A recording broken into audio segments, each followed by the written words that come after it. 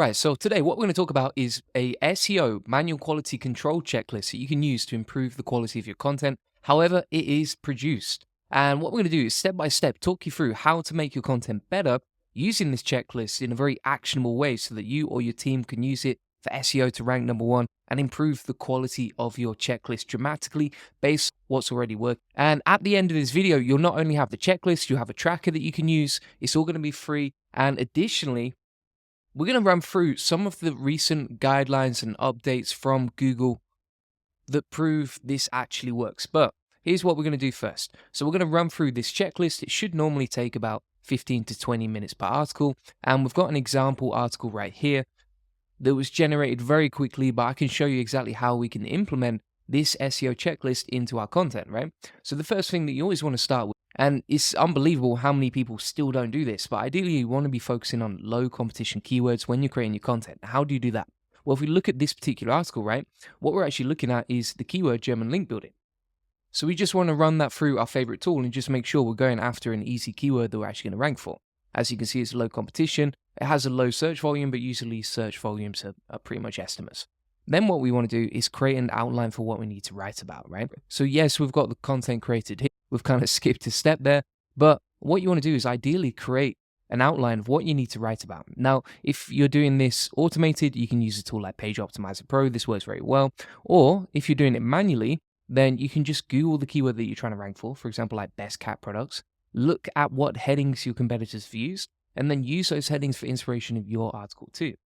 Now, when you're using those headings, you wouldn't just copy and paste them into your article. No.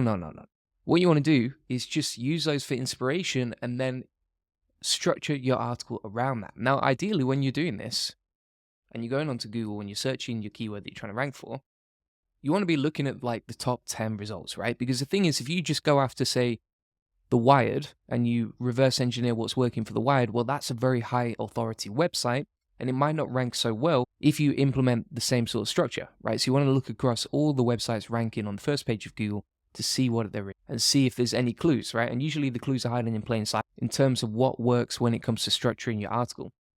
Now, additionally, I would try and ask yourself, okay, how can I add more original headings into my content as well? Because the thing is, right, whether you're using AI or whether you're using humans to create your content, if your content is just the same as everyone else's and there's nothing original about it, well, that's pretty much spam, isn't it? If you actually look at the spam update from Google on March the 5th, 2024, so this is brand new, what they actually talk about in detail is generating low quality or unoriginal content, right? And especially if you scale that up. Now, if you're structuring your article, ideally you need your content to be unique. And that's why you want to find original headings that you can add in your content that make your content different to everyone else's. Additionally, you can Google your keywords, scrape the FAQs from Google for the people also asked section, and you can paste those into the bottom of your article as well and answer them. Now, when you paste them into your article, use a bit of common sense. You might want to reword the headings, etc. That's basically how you can do it. So, for example, you can see I'm actually in Poland speaking at an event.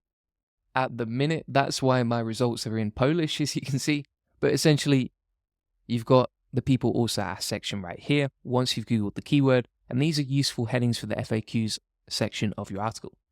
Ideally, you want to make your content comprehensive, but also original, so that you avoid unoriginal content and you add more value to your content.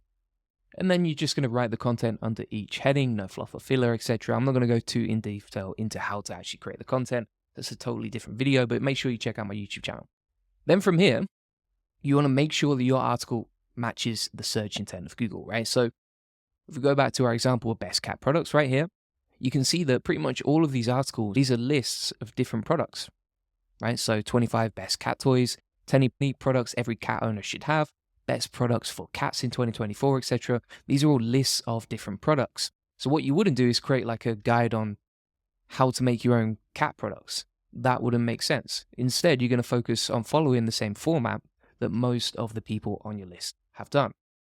But when you're writing the content, you want to think about writing it for the user first and then ranking second. If you just focus on ranking number one, then actually when people land on the page, the content is not going to be interesting enough to keep people on the page. And then your user metrics will drop, which is going to hurt your rankings. So again, write for the user first, rank second. As an example of that, Obviously, I can't really show any public case studies because public case studies don't do so well these days. But as an example, if you look at my YouTube videos, I try and answer the questions and the topics in the best way possible in a unique way. And that's not about keyword stuffing and trying to rank for this particular keyword. It's about making sure that it's actually useful for you watching, right? And the more people watch, the more watch time we get, the better the channel does. Now, as you're doing this checklist, you might say, this sounds hard. Sounds like a lot of work, but that's what's required to rank, really. But if you use a format like this, then you're doing it in the most time efficient way, right? And your content is actually going to be better than 99% of people out there. Now, if you actually look at the Search Quality Evaluator guidelines from Google, basically what Google are trying to do is just make their rankings more helpful, right? And this just gives you an idea of exactly what Google are looking for when you create your content. Now, if you look at some of the richest people of all time, for example, Charlie Munger, he said, invert, always invert, turn a situation or problem upside down, look at it backwards. And so in the example of SEO, right, you'd figure out, okay, what do I need to avoid to make sure that I can keep ranking? So if we wanted to invert the situation, what we can actually look at is the lowest quality pages section of Google, right? And they talk about basically what to avoid when it comes to content, right? So low quality pages, typically untrustworthy, deceptive, harmful, etc. And they might still have elements of EEAT, but usually it's pretty trash content, right? Now, one thing that you'll see actually throughout the whole search quality guidelines, and we'll come back to the checklist in a minute, but I think it's a really important principle to understand, is this theory of effort, right? So if you look, effort is mentioned 99 times throughout the whole guidelines. And basically what they say is that for most pages, the quality of the MC can be determined by the amount of effort and originality or talent and skill that went into the content creation. Basically, if you implement this checklist with skill, with talent, with your originality, and you make your content better than everyone else's, and you add more unique elements to your content throughout the whole page, then it's going to perform a lot better in the long run. Which is why in this section right here, we ask, right, does this content demonstrate expertise, experience, authoritativeness, and trustworthiness? If not, make sure it does. So if we look through this particular content, we can see that it's actually quite a generic article. So it demonstrates a little bit of expertise, but it's quite low effort. It doesn't have a lot of authority implemented throughout the content. So if you wrote this from the perspective of someone who runs a link building agency, who's worked with hundreds of clients, who's built hundreds of campaigns, and you reference case studies throughout the content, you reference things that you've learned, etc., you showcase your experience, that would probably perform a lot better than this sort of generic content that we've got right here. Then ideally, you want to run your content through Grammarly or Hemingway. How do you do that? So what you can do is you can actually get free access to Grammarly for the basic version. You can sign up for free and just run your content through there. Otherwise, you can actually paste your content into Hemingway as well.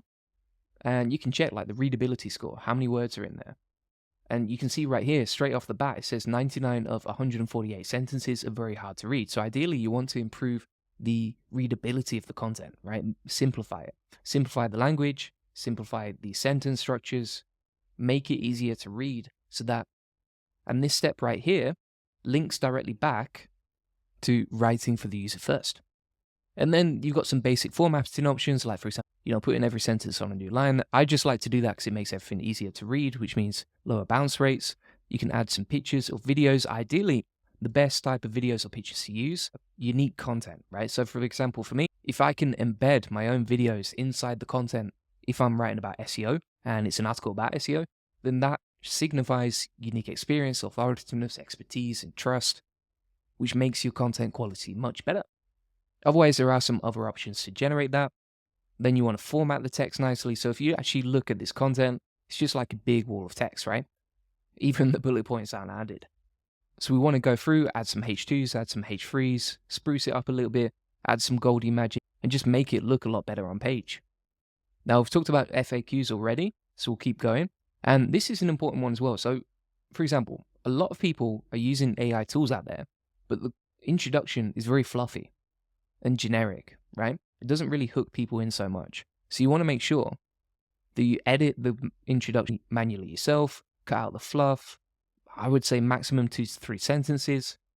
Include your keyword in the first sentence and just cut out the obvious BS, right? So, for example, if you look at this, it's quite obviously a very fluffy introduction, right? There's like 5 different sentences, 6 different sentences inside there. And so you want to edit it manually yourself. Now, another mistake that I see a lot of people do is they add just like a generic image into the introduction. But I think people just want to get the answer straight away, right? So you want to make it as easy as possible for people to get the information and not just add like loads of generic fluffy images inside there. Add some relevant internal links. Usually I just aim for 2 to 3 relevant internal and external links in the content. And this is really important as well. So just fact check your content. For example, if you've hired a human writer, then quite often they can get it wrong with their stats or they don't reference it. Or, for those of you who are using AI as well, or AI hallucinates a lot as well. So it's better to manually do this yourself and just fact check your content as well. Then just optimize your keywords in the URL and the page titles, etc. We've talked about EAT signals, but essentially you want to make sure that it's easy to understand who wrote the content. Is the author a real person? Is it easy to contact the person, etc.? So if you look at this particular generic article, you can see that there's no context in terms of who wrote the article. Are they an expert? Do they have experience, etc.? It's not there within the content. Then you want to make sure you index the content, so you can use like Google Search Console, for example, add some internal links. You want to build some internal links from other pages to make sure that your content connects to the rest of the site. That's basically it. And then most pieces of content are going to require backlinks. If you want to book in a free SEO strategy session about that, you can book that in right here, links inside the comments in the description. But that's basically it. From start to finish, an SEO checklist, like I said, should take about 15 to 20 minutes per article. Make sure that your content is not just generic fluff. It's a really nice manual editing process. And it's comprehensive, but it's simple to implement. So if you or your team need to use it, then you've got it all right there. And what I've actually done is I've turned this into a list of questions, and you can just put yes or no next to each question. Just make a copy of this particular tracker right here, and then you are good to go. You got the checklist, you got the tracker, and I'll put the links to this inside the comments and description so you can get instant access to both of these. A lot of people will say as well, can I use this for AI content and that sort of thing? If you actually look at Google search guidance, they say that they reward higher quality content, however it's produced. So how do you create high quality content? You can actually use this particular checklist right here to improve and demonstrate qualities of EAT, etc., and just level up your content so that it's not generic fluff. Because the thing is, what I can imagine is that Google just don't want their SERPs filled with generic trash, and that's why using a checklist like this to manually edit your content and improve it before you publish it is what makes a big difference. So thanks so much for watching. Link to the checklist and the tracker is directly inside the comments and description. And if you want to book in a free SEO strategy session where we'll show you how we take websites from 0 to 145,000 visitors per month and generate thousands of dollars in sales, feel free to book that in. That's the free SEO strategy session, and you get an SEO domination plan. We'll answer any questions you have. You'll discover the best link building strategies for your website, and you'll discover how to outrank your competitors with an SEO game plan. Thanks so much for watching. Appreciate it as always. Bye-bye.